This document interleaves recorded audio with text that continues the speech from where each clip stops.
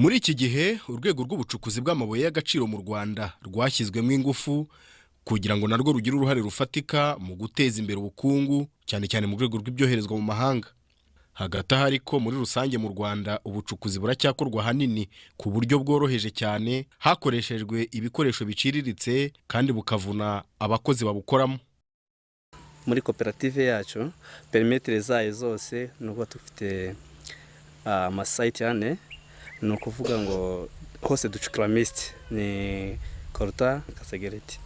Izi mist ziravanze, tuzimenya ari uko zageze aho tugomba kuzitunganyiriza tukazisepara. Ku munsi mu masite ane yose dushobora kubona nk'ibiro 500 ku munsi muri aya masite ane yose.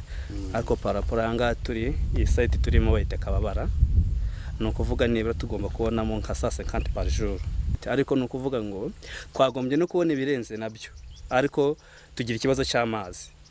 Ari amazi ni ukuvuga tugira inzira ebyiri zayo, hari akora kuri kara gasozi kwa kujya mureba, hari n'akorera hano. Ariko ari ngo dufite amazi ahagije n'ibiro 500 ku munsi twabikora kuri site. Nubwo ahenshi mu Rwanda ubucukuzi bukorwa mu buryo buciriritse cyane, urebye bugenda burushaho gutanga umusaruro biturutse ku bushake n'umurava ndetse no kwiha gahunda ababukora babishyiramo.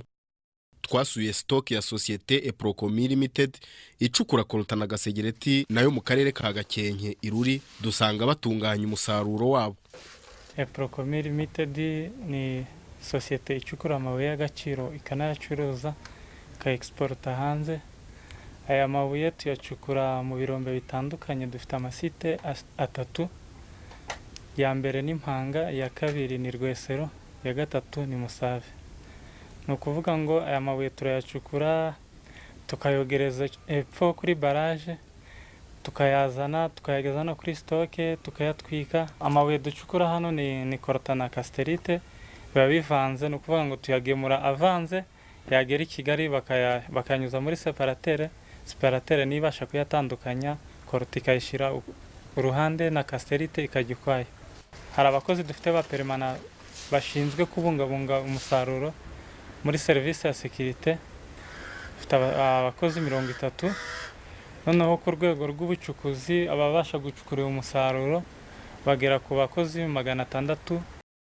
Nubwo ingorane zikiri nyinshi mu bucukuzi buciriritse, igishimishije nuko usanga bafite amahame bagenderaho yibanze nko mu rwego rwo kurengera ibidukikije no kurinda abakozi. Kuvuga ngo entreprise Eprocomi Limited ikoresha ijambo bita kirazira.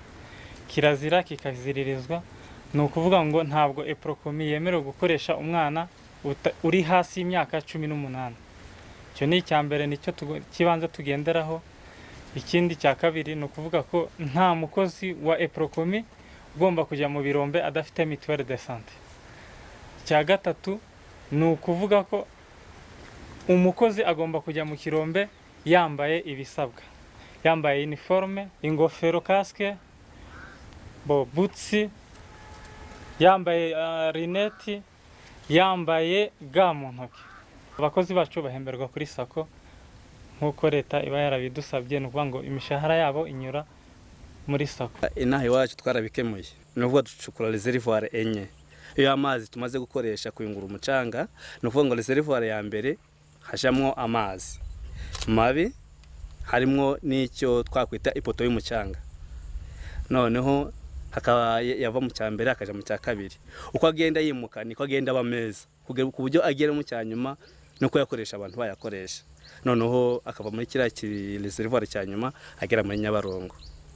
Ni ukuvuga rero nuko tugomba kubungabunga uriya mugezi wa Nyabarongo duturanye nawo, kugira ngo hatagira umucanga mubi ugeramo noneho ukanduza uriya mugezi. Turakora buri cyumweru cyose, ariko noneho tugira umunsi umwe mu cyumweru, noneho tugatera ibiti, noneho tubagiwe na wa munsi ngaruka kwezi w'umuganda nawo tukawubahiriza.